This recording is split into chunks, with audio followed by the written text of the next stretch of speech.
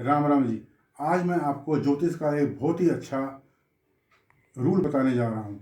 आप सबने देखा होगा कि कभी किसी के पास डेट ऑफ बर्थ नहीं होती, कभी किसी के पास बच्चे का पैदा होने का टाइम नहीं होता और हमें पता नहीं होता ये बच्चा किस वक्त पर पैदा हुआ है। उसके लिए एक बहुत ही अच्छा रूल है पता लगाने के लिए कि यह बच्चा किस समय के आसपास पैदा हुआ है। वो है, हम वह रूल सूर्य के द्वारा पता लगाते हैं। सूर्य की पोजीशन हमारे कुंडली के जिस भाव में होगी उसके हिसाब से हमें पता चल जाएगा कि ये बच्चा किस समय के आसपास पैदा हुआ है।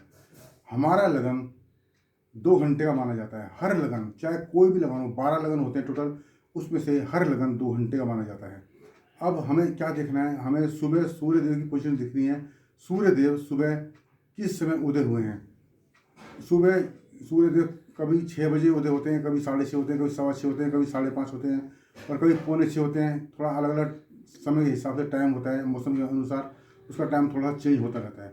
हमें देखना है सुबह सूर्यदेव जिस समय उदय होते हैं उस समय से हमें देखना है। एग्जाम्पल के तौर पर लगन हमारा पहला भाव होता है। अगर सूर्यदेव सुबह 5:30 बजे के आसपास उदय होते हैं, या आप वो छोड़िए, आप मान के चलिए अगर सूर्यदेव सुबह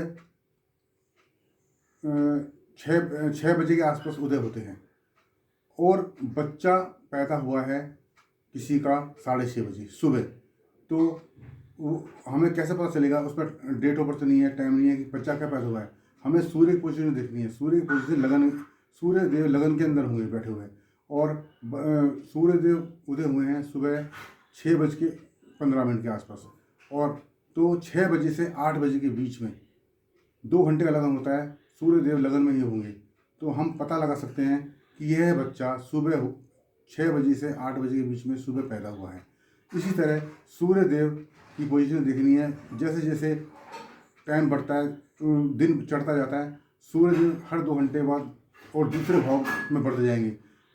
जैसे सुबह 6 से 8 लगन के अंदर बैठे हैं, उसके बाद 8 से 10 वो 12वें भाव में आ जाएंगे। उसके बाद फिर 2 घंटे के लिए और अगले भाव में आ जाएंगे। इसी तरह 2 घंटे का लगन जैसे बदलता जाएगा वो एक ही भाव आगे बढ़ते जाएंगे, जैसे घड़ी की सुई बढ़ती है। इस तरह वो चाहे सुबह से लेकर रात तक कोई भी बच्चा पैदा हुआ हो, आपको केवल सूर्य की पोजीशन देखनी है कि सूर्य देव किस भाव के अंदर बैठे हुए हैं। बस उस सूर्य देव को देखिए, उसकी पोजीशन को देखिए और आपको पता चल जाएगा कि यह बच्चा किस समय के आसपास पैदा हुआ है। धन्यवाद।